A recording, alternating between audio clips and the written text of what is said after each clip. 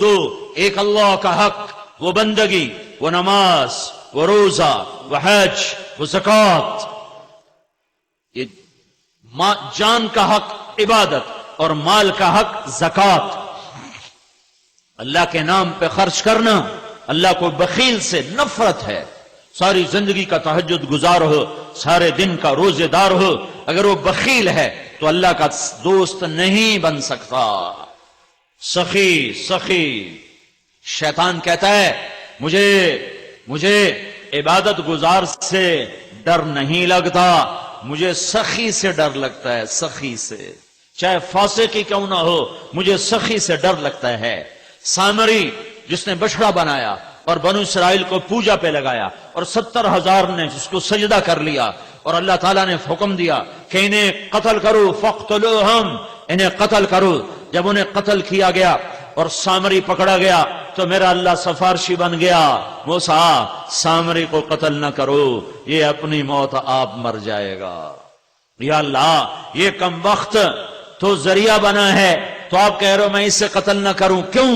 کہا موسیٰ یہ سخی ہے کم وقت، اس کی سخاوت کی وجہ سے میرا اسے قتل کرنے کو جی نہیں ہے، یہ اپنی موت آپ پہ مر جائے گا. تو سخاوت ایک منافق کو قتل سے بچا گئی. منافق جو کافر سے بھی بڑا کافر ہوتا ہے، اس کی سخاوت اسے قتل سے بچا گئی. اگر ایمان والا مرد عورت سخی ہوگا تو اللہ کی کیا محبت اس کی طرف متوجہ ہوگی، کیا رحمتیں متوجہ ہوں گی. زکوٰۃ دینے والا سخی نہیں ہوتا، بخیل بھی نہیں ہوتا. وہ اصحاب الاعراف ہوتا ہے کہ وہ زکوٰۃ دینے سے بخیلوں سے نکل جاتا ہے، سخیوں میں شامل نہیں ہوتا. عشر ادا کرنے سے ذمہ دار بخیلوں سے نکل جاتا ہے، سخیوں میں شامل نہیں ہوتا ہے. وہ سخیوں میں شامل ہوتا ہے جو 2.5 روپے کو 3 کر دے، 2.25 کر دے. وہ سخیوں میں شامل ہوتا ہے جو 20ویں من کا 1 من پر 1 سیر بڑھا دے، 1 چھٹانک بڑھا دے، 1 پاؤ بڑھا دے تو سخیوں میں نام آ گیا. یہ پیغام پہنچانا ہے، لوگوں کو اللہ کے گھر تک لانا ہے. ہر کوئی مرد عورت بے نمازی نہ ہو، کوئی مرد عورت جس پہ زکوٰۃ فرض ہے یا ذمہ دار جس پہ عشر فرض ہے، وہ بخیل نہ ہو، وہ خرچ کرنے والا ہو. غربت کا زمانہ ہے، اللہ کے نام پہ خرچ کیا کرو. اور اللہ تعالیٰ نے 82 دفعہ قرآن میں خرچ کرنے کی ترغیب دی ہے. 10 دفعہ حکمن ہے، آتوا الزکاۃ، آتوا الزکاۃ، آتوا الزکاۃ، یہ 9 دفعہ ہے. آتین الزکاۃ یہ 10ویں دفعہ ہے.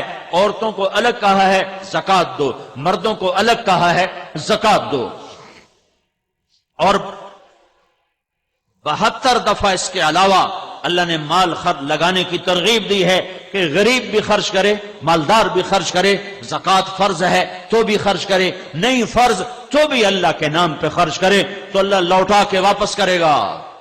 من ذا الذی یقرض اللہ قرضا حسنا، کوئی ہے قرضہ دینے والا اپنے رب کو، کوئی ہے اللہ کو قرضہ دینے والا.